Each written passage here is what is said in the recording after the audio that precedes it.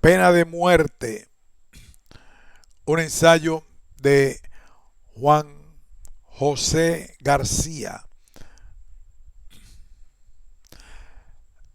La preocupación por la compleja cuestión de la pena de muerte no es patrimonio exclusivo de nuestro tiempo. Sin embargo, sigue concitando la atención, el debate intelectual y hasta la acalorada polémica. Es verdad que en el siglo XXI que hemos comenzado a transitar es testigo de una sensibilidad creciente a poner límites a la aplicación de la pena de muerte, al menos para delitos comunes. Pero no menos es verdad que aún hoy más de 60 estados la sostienen y aplican en sus jurisdicciones. Argumentos a favor y en contra se suceden y aspiran a tener vigencia legal. Todos somos conscientes que la sociedad civil está llamada a administrar justicia mediante sus magistrados y no venganza, llevando así a la sociedad en su conjunto la paz, la seguridad y la armonía requeridas.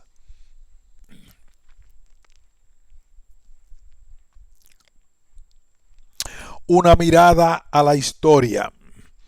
La pena de muerte ha sido un castigo contemplado en las costumbres y en los ordenamientos jurídicos de las distintas culturas desde los albores de la humanidad.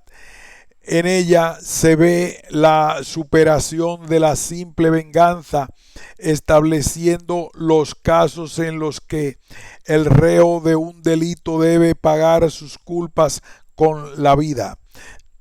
Sin embargo, solo en ámbito occidental, por estímulo del cristianismo, han madurado una reflexión, un debate serios a nivel filosófico y teológico que cuestionan su legitimidad y utilidad para la sociedad. Por esta razón, la exposición histórica del problema se centrará en aquellos aspectos que tienen relevancia para comprender la discusión ética sobre este tema de gran actualidad. La pena de muerte en la antigüedad. Durante el tercer y el segundo milenio antes de Cristo, el derecho de aplicar la pena de muerte en las culturas del Antiguo Oriente casi no se discute, compartiendo tradiciones comunes a excepción de Egipto.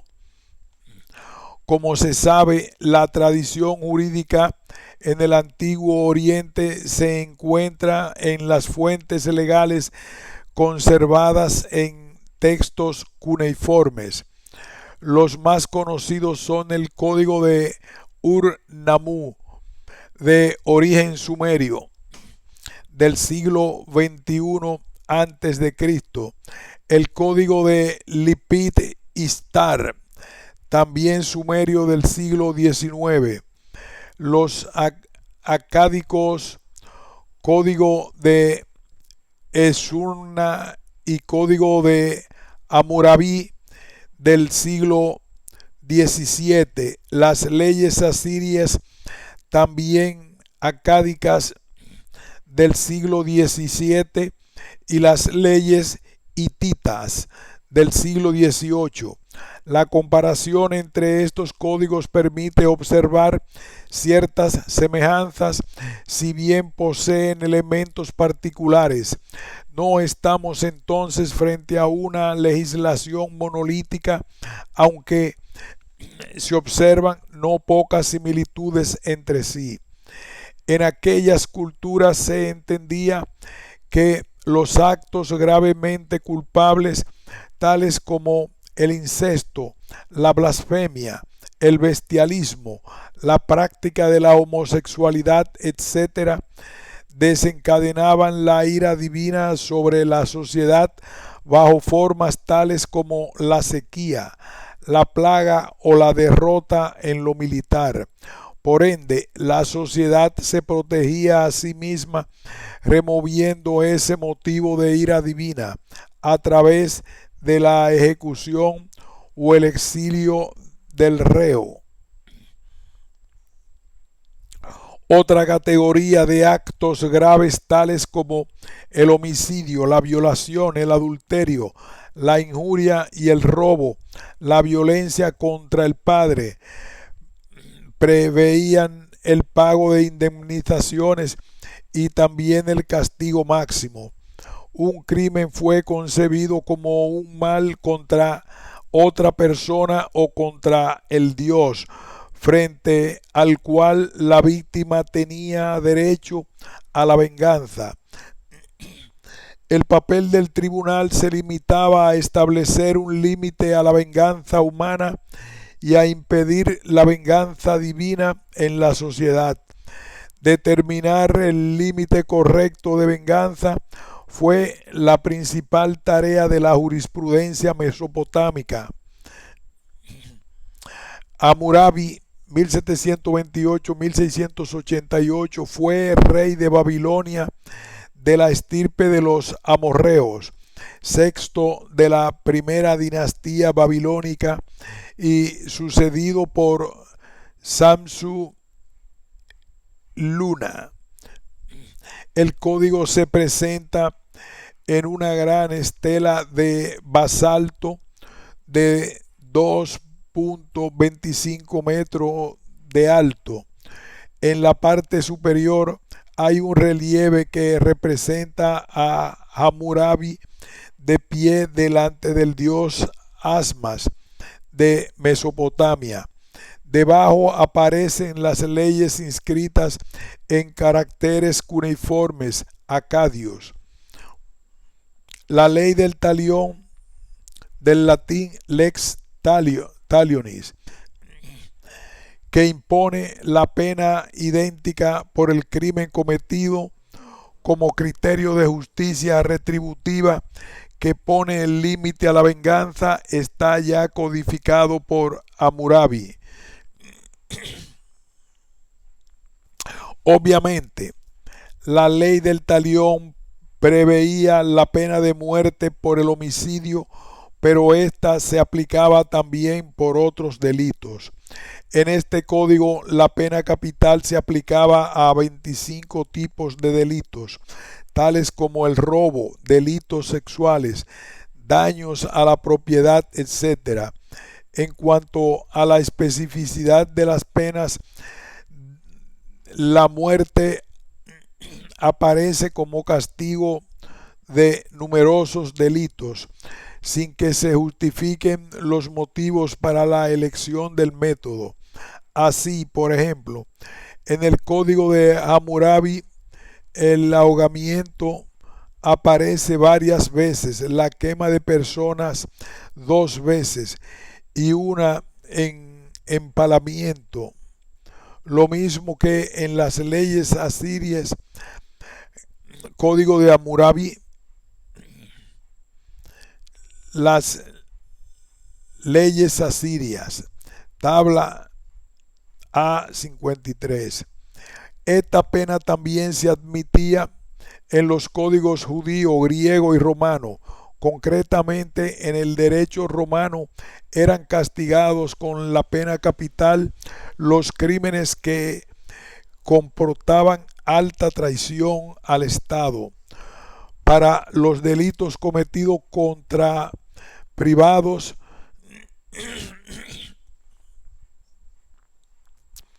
se aplicaba, según el caso, la ley del talión. Sin embargo, los ciudadanos romanos gozaban de especiales garantías ante los jueces. El derecho preveía que una condena a muerte de un ciudadano romano dictada por un magistrado no podía ser ejecutada sin haber dado al condenado la posibilidad de apelarse a los comicios centuriales por medio de la provocatio ad populum. Durante la República Romana, los abusos en contra de este derecho eran castigados duramente. Cicerón, ejerciendo su cargo de cónsul durante la conjugación de la Catalina, mandó ejecutar a condenas a muerte sin respetar este derecho. Por esta razón, al promulgarse la ley Clodia, fue condenado al exilio. La tradición religiosa hebrea y la pena capital. El quinto precepto del Decálogo es explícito: no matar. Éxodo 20:13. Pero ya en el Génesis 9:6 se da este principio general: quien derrama sangre de hombre, su sangre será desparramada por otro hombre, porque a imagen de Dios Él hizo el hombre.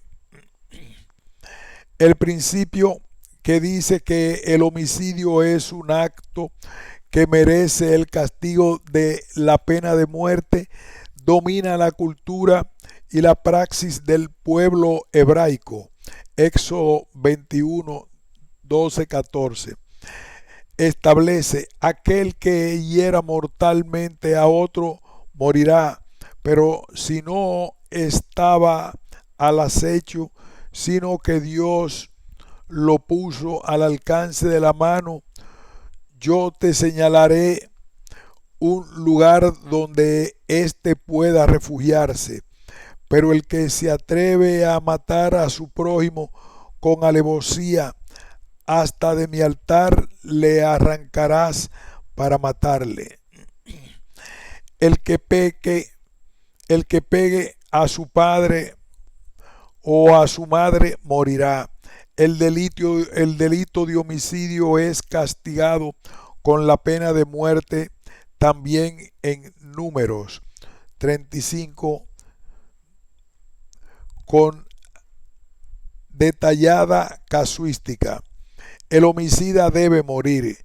Si se le hiere con una piedra como para causar la muerte con ella y muere, es homicida. El homicida debe morir. La pena de muerte estaba prevista también para los delitos de índole religiosa, moral y como la idolatría. Así, el Éxodo 22, 19. El que ofrece sacrificios a otros dioses será entregado al exterminio. También en Números 25, 5, la blasfemia era igualmente castigada. Véanse Levíticos 24 a 16. Similar castigo recibirá la profanación del sábado. Guardad el sábado porque es sagrado para vosotros.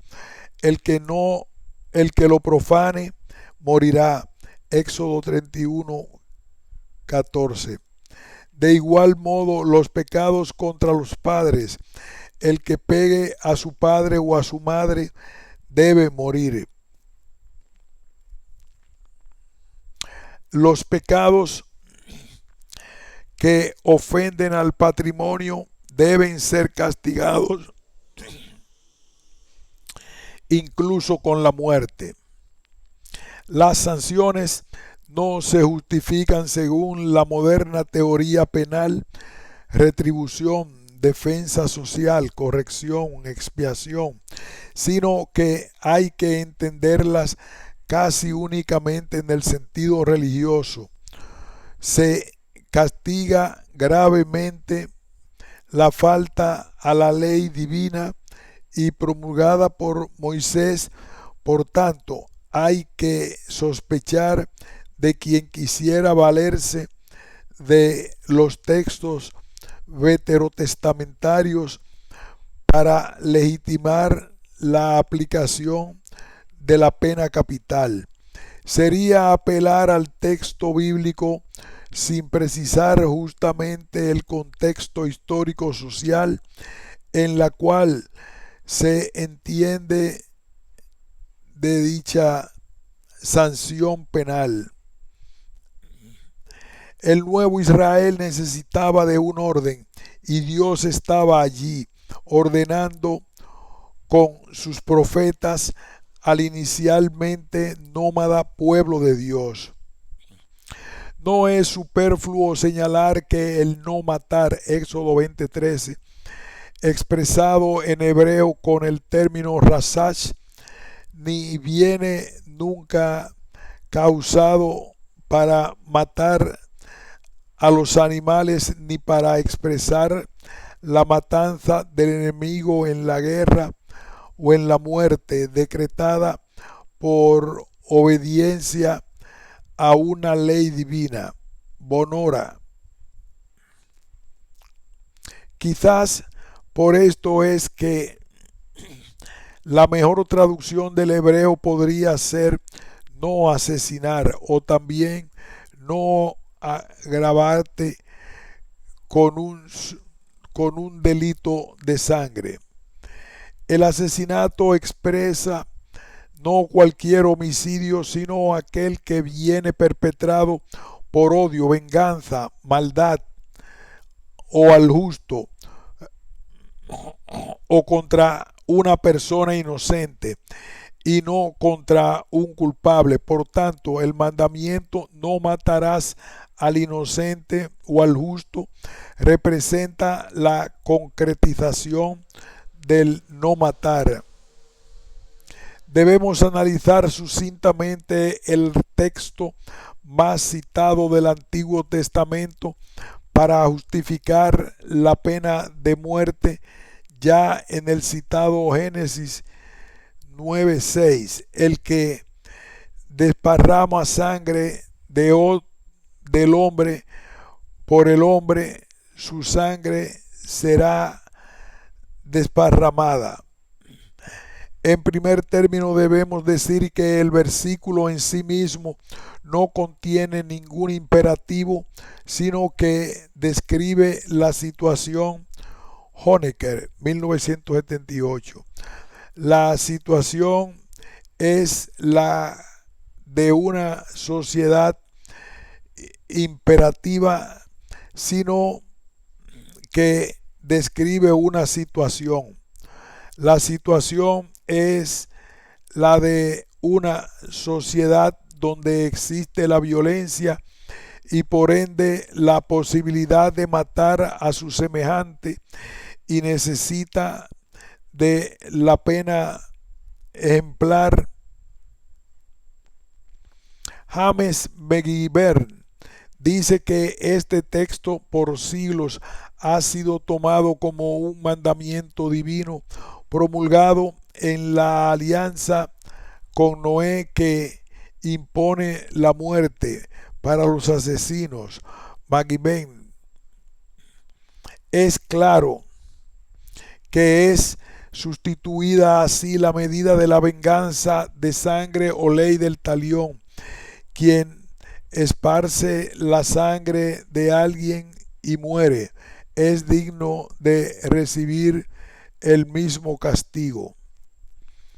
Históricamente la ley del talión ha servido para encauzar la venganza privada e impedir que a un delito le siguiese una cadena de reacciones delictivas de mayores proporciones. En definitiva, este pasaje bíblico contiene una suerte de promulgación del cerebro y del derecho del hombre por condenar a muerte a un semejante.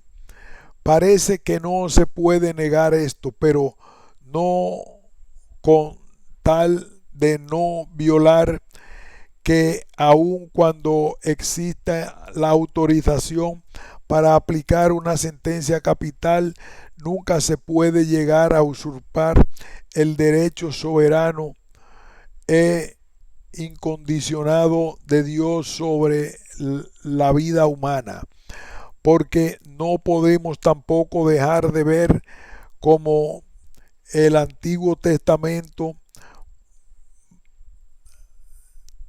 ya desde su origen se manifestaba una particular valoración del don de la vida humana. Entonces, ¿de qué Caín cometió el homicidio de su hermano el justo? Abel recibe un castigo por ello, pero luego Dios dice: pero quien sea que quiera matar a Caín recibirá venganza por 7 veces.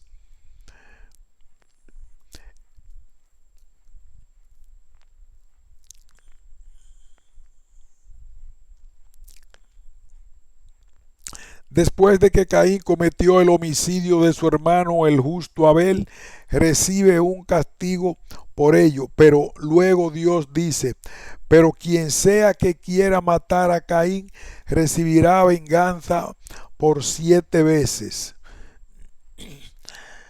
Las múltiples instancias jurídico-religiosas de pena de muerte que se encuentran en la Biblia hebrea, sobre todo en el Pentateuco, fueron para la mayoría de los rabinos un vínculo muy fuerte y también un peso. Por una parte, querían expresar en sus legislaciones y debates la obediencia incondicionada al Dios de la revelación bíblica. No olvidemos que la concepción del derecho rabínico es teónoma, pero por otro lado representaban también exigencias e ideales antropológicos.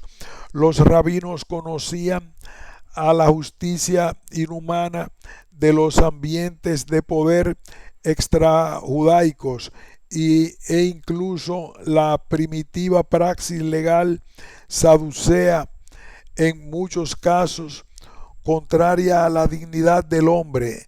Según el Rabinowitz, de varios textos rabínicos se puede concluir que en general la tendencia de los rabinos para ir hacia la completa abolición de la pena de muerte. Rabinowitz, 1971. La pena de muerte en las escrituras cristianas. En el Nuevo Testamento no se encuentra una prescripción específica acerca de la pena de muerte.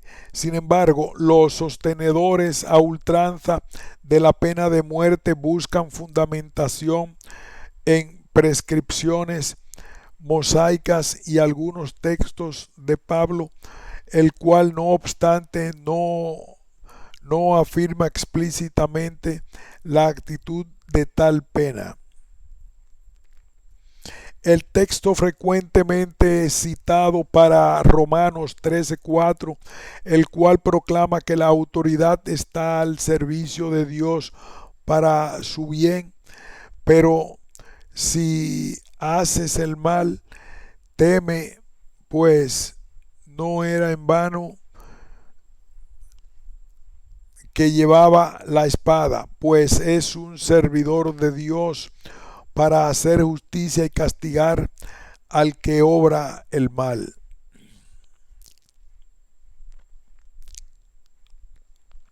Con el símbolo de la espada se quiere indicar el poder de la pública autoridad que de condenar a muerte.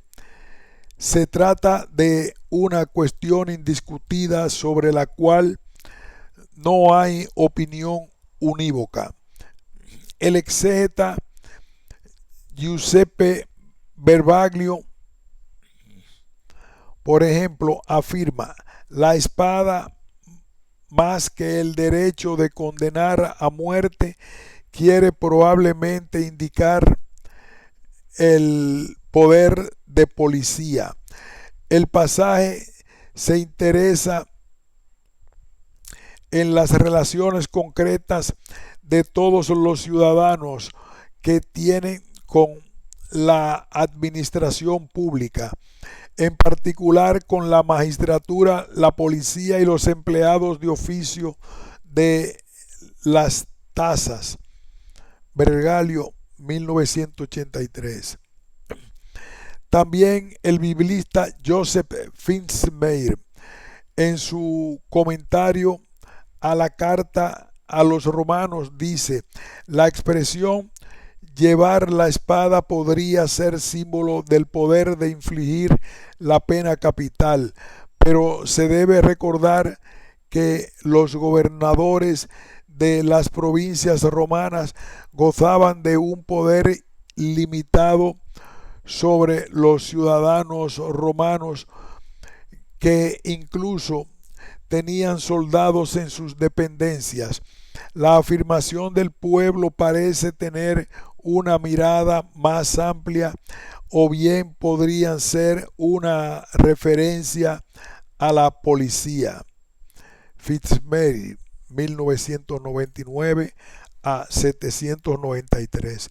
Como se puede apreciar, no se ve que Pablo argumente ni directa o explícitamente a favor de tal pena capital. O sea, el símbolo de la espada no lleva consigo y por sí mismo el significado de la potestad de aplicación en la pena capital. Con todo, el aras de la honestidad intelectual, hemos de decir con R. H. Stein que pocos de los originales lectores de Pablo podrían haber pensado que la pena capital no fuese incluida en el significado de esta metáfora. Sin embargo, podríamos decir que el Nuevo Testamento presenta una concepción personalista del hombre, al que reconoce en cada caso individual un valor pleno que trasciende en ciertos aspectos a la sociedad misma. La persona humana no se ordena a la sociedad como a su fin último, concepción presente entre los griegos, si bien es parte intrínseca de ella y está a su servicio. Para Jesús, el delincuente es un ser humano a redimir y a ganar para la vida eterna.